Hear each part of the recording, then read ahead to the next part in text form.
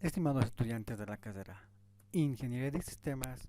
curso primero B, turno tarde, bienvenidos a la materia Historia y Culturas Andinas. Hoy vamos a iniciar una nueva unidad titulado Historia, Ciencia y Tecnología. Hoy vamos a hablar cómo se originó la ingeniería de sistemas. Hoy vamos a señalar cuál es la historia de la ciencia y tecnología. Vamos a hablar en esta parte que en la Edad Antigua y mucho más antes se consideraba a los sabios, a los eruditos, como los poseedores de ese conocimiento de la ciencia y la tecnología. Me refiero a los denominados magos o hechiceros, de quienes se decía tenían el poder, la facultad, el conocimiento para poder crear un conjunto de pócimas, un conjunto de eventos, producto de su dominio de la ciencia y el apoyo de tecnología. Se creía que estos magos, entre comillas, poseían ese conocimiento específico que les permitía poder resolver problemas de toda naturaleza. Se creía que ellos podían realizar conjuros, encantamientos, porque poseían conocimiento y utilizaban sus conjuros como tecnología. También se creía que las brujas y los hechiceros eran gente poseedora de ese poder mágico y que utilizando estos poderes podían realizar cánticos, encantamientos y poder alterar los hechos, los eventos o los acontecimientos, o por el contrario generaban eventos terribles para dañar a una persona o a algunas personas. Y son muy connotados y muy observados en las guerras, en los enfrentamientos entre un pueblo y otro pueblo. Y las hechiceras naturalmente también son consideradas como poseedoras de este conocimiento, de este don, y al igual que los hechiceros, también se creía que ellas tenían el poder, el conocimiento y la tecnología para poder cambiar la vida de un individuo o de un grupo de individuos. Es decir, las hechiceras también eran consideradas como las poseedoras de ese conocimiento y el uso de ciertas tecnologías, como la brujería. Entonces, tanto los hechiceros como las brujas eran considerados en la antigüedad como personas poseedores de ese conocimiento y de esa tecnología, en base a las herramientas que estos llegaban a utilizar en su actividad de hechicero, mago o bruja. Debemos señalar entonces que en mucho tiempo la magia, que era atribuida y llamada hacia el conocimiento y a la herramienta, estaba asociado con la religión, ya que muchas personas, mucha gente creía, consideraba que estos encantamientos y rituales se realizaban de forma correcta, en donde los dioses o espíritus les concedían sus deseos, sus peticiones, y en tal sentido les ayudaban a realizar sus pedidos y cubrir sus necesidades. Se atribuía que los magos, estos personajes de antaño, tenían poderes sobrenaturales, tales como el poder crear rayo con sus manos,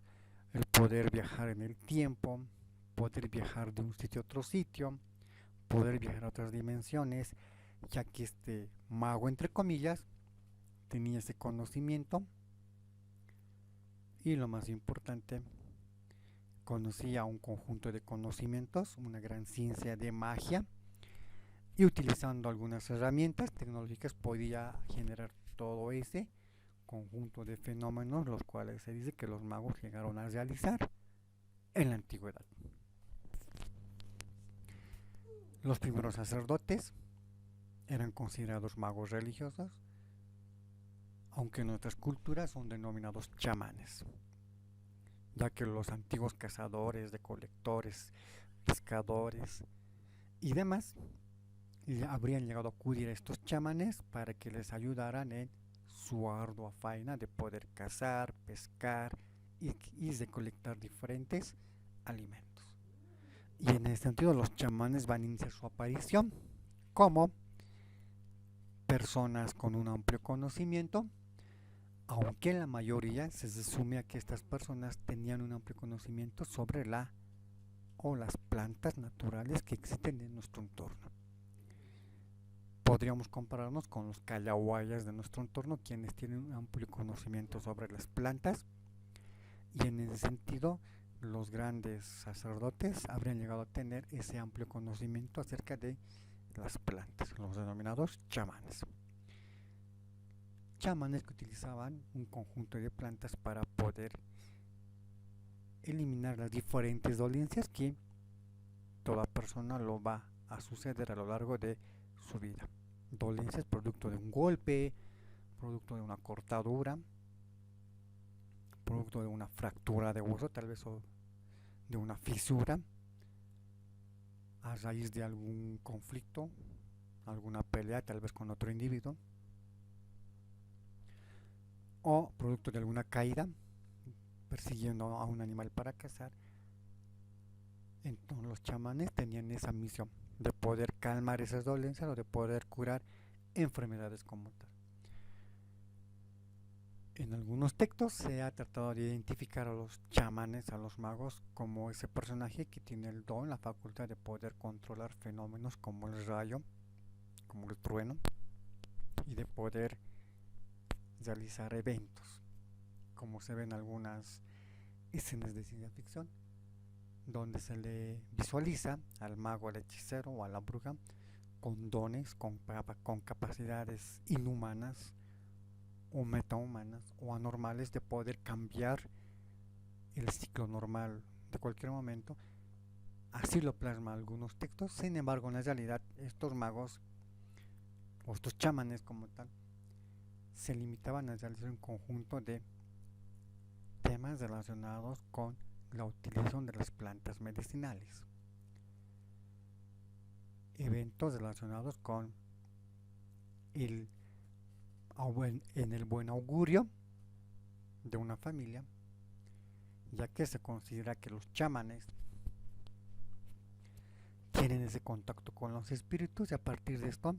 tienen la facultad para poder realizar este tipo de comunicación con los espíritus y de poder brindar a una persona un buen augurio, una buena felicidad, un buen logro, un gran exitoso y desarrollo en su vida, sea en su actividad laboral, como en la agricultura o en la ganadería. Es así que los chamanes hoy en día son considerados como ese elemento principal cuya finalidad es asegurar el bienestar de las personas. Por lo tanto, a medida que estas ideas van creciendo, los chamanes se van convirtiendo en ese personaje que tiene que proteger a los integrantes de una familia o los integrantes de una comunidad. Y a lo largo de esa visualización acerca de los chamanes que tienen la finalidad de proteger a la población, van a llegar a adquirir ese estatus importante, el protector de los habitantes en un pueblo, en una aldea o en alguna ciudad. Aunque hoy en día básicamente son pocos recordados, ya que entraron en el olvido. Sin embargo, algunas culturas van a mantener vivo esa creencia y van a mantenerlas a partir de la práctica, a partir de la continua utilización de esos saberes ancestrales que se fueron cultivando y se fueron heredando de madre a hija, de padre a hijo, a partir del conocimiento oral, del conocimiento de la oralidad que se fue transmitiendo de generación a generación. Algunas tribus hoy en día aún van a mantener este tipo de prácticas ancestrales, como en nuestro medio tenemos a los callahuayas, quienes son unos amplios sabios acerca de las propiedades y los beneficios que tiene una planta medicinal y su aplicación para diferentes dolencias en diferentes partes del cuerpo humano. Es decir, que estas prácticas van a ser heredadas, aunque en menor proporción que antes, por los denominados chamanes de hoy, sean hombres o sean mujeres, antes denominados hechiceros, hechiceras y brujas. Entonces, en ese sentido, los pueblos de la antigüedad van a empezar a dominar estos elementos naturales, y a partir de esos elementos naturales van a empezar a iniciar una comprensión acerca de las plantas medicinales, acerca de todo lo relacionado con estas plantas medicinales, pero lo más importante, comprender su aplicabilidad y su uso. Es decir, que incluso algunos de estos chamanes van a ser considerados en la antigüedad como el elemento intermedio entre este mundo, el natural, el real, con el mundo inmaterial, con el mundo que no se conoce como el cielo, ya que algunas culturas o civilizaciones van a atribuir a estos sacerdotes como un elemento importante para poder acceder a el cielo y de esta manera asegurar en una segunda forma de vida después de la muerte. Y es precisamente en ese sentido, bajo esa poca capacidad cognitiva por parte del hombre primitivo y en la edad antigua, que el hombre va a llegar a adquirir ese tipo de eventos importantes. Hoy en día sabemos que cuando una persona muere llega a su final, pero en la antigüedad se consideraba que después de la muerte existía otro mundo, otra dimensión, otra forma de vida, y por lo tanto al fallecido se le preparaba para poder acceder a ese otro mundo paralelo. Esto aconteció con los egipcios en el norte de África, esto aconteció con los habitantes del imperio inca en Perú y Bolivia, y con otra serie de pueblos quienes consideraban que después de la muerte existía un otro mundo.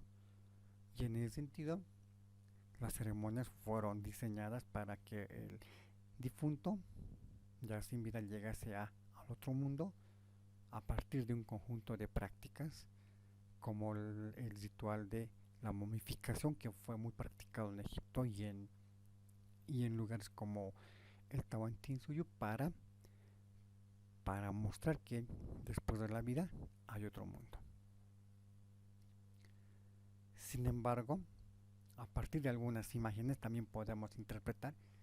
que la ciencia y la tecnología fue visualizada mediante dibujos. Como nos muestra la imagen, podemos observar que una deidad, un dios Hopi, está agarrando o diseñando lo que sería una galaxia por la forma espiral que presenta, y al lado vemos un ser humano o una figura de un ser vivo, la cual representaría a la vida existente en alguno de estos planetas existente en una galaxia. Y como hoy en día la ciencia nos permite deducir esto, que hay más de 100.000 galaxias en todo el cosmos, y estas 100.000 galaxias poseen mucho más de planetas que la misma cantidad, y que en algunos de estos planetas, por no decir en varios, también la vida sería probablemente desarrollada en diferentes etapas similares a la del hombre. Es decir, algunas estarían en proceso de evolución, otras similares al nuestro, otras en un nivel mucho más avanzado, y así sucesivamente la vida se estaría desarrollando al igual que nuestro planeta.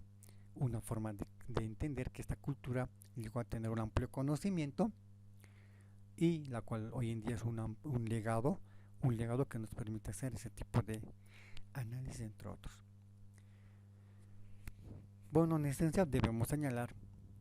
que el conocimiento humano se remonta a tiempos prehistóricos, cuando el hombre no sabía escribir, y a partir del periodo paleolítico el hombre empieza a llegar a desarrollar un amplio proceso de nueva forma de expresión humana, como las pinturas hechas en las cuevas. También se puede evidenciar un inicio de datos numéricos, grabados en los huesos o en las piedras, y a partir de esto en el neolítico el hombre va a presentar un nuevo cambio de adaptación a su entorno con la evolución. Con esto la tecnología iría creciendo mucho más que antes. Por otro lado, se pueden encontrar las estatuillas femeninas, por ejemplo, de hace 40.000 y 15.000 años atrás, donde se puede ver que en estas estatuillas, estos tótems, el hombre prehistórico llegó a plasmar, a visualizar, a idealizar a la mujer como un elemento de protección en su entorno, en su familia, en su grupo humano, en su tribu, en su horda y demás. Toda vez que el hombre prehistórico llegó a plasmar, similar a una deidad, a un elemento protector, a la mujer. Tomó como modelo a la mujer, mostrando que el hombre de la prehistoria inició a plasmar un respeto muy fuerte y muy grande a la mujer a partir de este tipo de elementos. Encontrado en Alemania, Francia, Austria, Italia, Eslovaquia, y tenemos España, Siberia, Rusia, Ucrania y demás países donde se han encontrado elementos similares, más no iguales, pero con un común denominador. La mujer, un tótem, un símbolo protector para el individuo, para la comunidad. Y a partir de un conjunto de leyendas, testimonios escritos, narrados, nos hablan del origen de una ciencia protocientífica. Protocientífica, ¿por qué? Porque la ciencia empezaría a nacer con este tipo de innovaciones prehistóricas, sí, pero en procesos de evolución hasta llegar a nuestros días. Tal es el caso de las culturas mesopotámicas, quienes habrían desarrollado un amplio conocimiento astronómico, químico, ante la aparición de diferentes y de ciertas enfermedades en datos numéricos, todas reflejadas en las tablillas de arcilla, en las tablillas de Sumerio, de los sumerios, y en algunos casos hasta leyes matemáticas, tal es el caso del teorema de Pitágoras, la cual con su fórmula de ecuaciones cuadráticas para resolver problemas matemáticos llegaría a ser hasta nuestros días uno de los elementos más importantes y más utilizados en el proceso de aprendizaje, mostrándonos que a lo largo de la historia el hombre fue aportando conocimiento y estos conocimientos fueron convirtiéndose en ciencia. La imagen nos muestra los restos de una tablilla sumeria hechas a partir de la utilización de la arcilla como materia prima y en su base una escritura de tipo cuneiforme. Se llama cuneiforme por la forma que presenta, como pequeñas cuñas, y en ese sentido se le ha dado el nombre de escritura cuneiforme.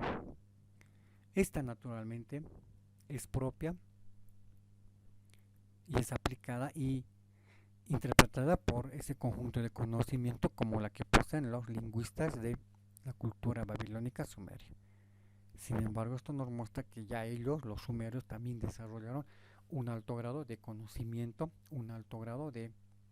ciencia, ya que en este tipo de escritura ellos expresaron su conocimiento matemático, astronómico, y por lo tanto con esto nos muestran, nos evidencian que Sumeria tenía un tipo de ciencia y unas herramientas tecnológicas para realizar el desarrollo. Algunas de estas tablillas datadas entre 2000 años antes de Cristo, algunas 3500 y otras 5500, todas ellas nos hablan de un conjunto de aspectos importantes en relación a la ciencia, la tecnología, ya que a partir del teorema de Pitágoras, los pitagóricos van a empezar a plasmar ideas como la idea de que la Tierra es esférica y no plana como fue sustentada hasta la Edad Media, toda vez que a partir de fórmulas matemáticas se va a llegar a deducir que la Tierra gira en relación al Sol y que el Sol es el centro del sistema solar. Es en ese sentido que la ciencia va a adquirir nuevos tintes, la ciencia va a adquirir nuevo conjunto de conocimientos tal es que el caso de Atenas, que en el siglo IV va a trascender con su gran filosofía natural, jónica naturalmente, la matemática pitagórica, va a iniciar su trascendencia a otros países, a otros imperios, y tal es el caso que van a aparecer grandes expertos en filosofía como Platón, Aristóteles, por ahí Sócrates, dándonos a entender que la ciencia y la tecnología sigue su avance y finalmente la ciencia generará su propio concepto como un conjunto de conocimientos sistematizados de los cuales se generan preguntas y se construyen hipótesis y se deducen principios y se elaboran leyes generales. A partir de esto irá surgiendo la ciencia como ese conjunto de conocimiento y el conocimiento como un conjunto de información y la información como un conjunto de datos que van a presentar sistemáticamente ordenados, los cuales van a generar una hipótesis como una posible respuesta a un problema y estos van a deducir leyes, principios, así como el teorema de Pitágoras, entre otros. Y la tecnología también va a generar su propio concepto como un conjunto de conocimiento aplicado de forma lógica y ordenada, de la cual se va a permitir plasmar por el humano en su aplicación a su entorno material y virtual con fines de solución. Es decir, la tecnología va a ser esas herramientas hechas a partir de un amplio conocimiento para que el hombre pueda aplicar en su entorno material y virtual. Tal es el caso de nuestras clases. ¿Cuál llega a ser la ciencia? Este amplio conocimiento sobre estas culturas. Y nuestra herramienta, el ordenador, la computadora, por el cual se permite llegar para satisfacer nuestro entorno material y mediante la utilización de estos softwares entraremos al tema virtual con fines para solucionar las clases y no perjudicarnos. Y vamos a hablar también por otro lado acerca de la ciencia, conjunto de conocimientos sistemáticamente estructurados y susceptibles de ser articulados unos con otros. ¿Qué quiere decir esto? Que la ciencia va a llegar a mostrarse como un conjunto de elementos sistemáticamente ordenados, estructurados y unidos, articulados unos con otros para buscar un fin común y obtenidos mediante la observación empírica y el razonamiento científico. La ciencia como tal va a originar principios y leyes generales. Tal es el caso de los elementos o los signos de la aritmética, suma, resta, multiplicación y división. Bien, en ese sentido vamos a quedar en esta parte. Tengan todos ustedes muy buenas tardes, un mil bendiciones y muchas gracias.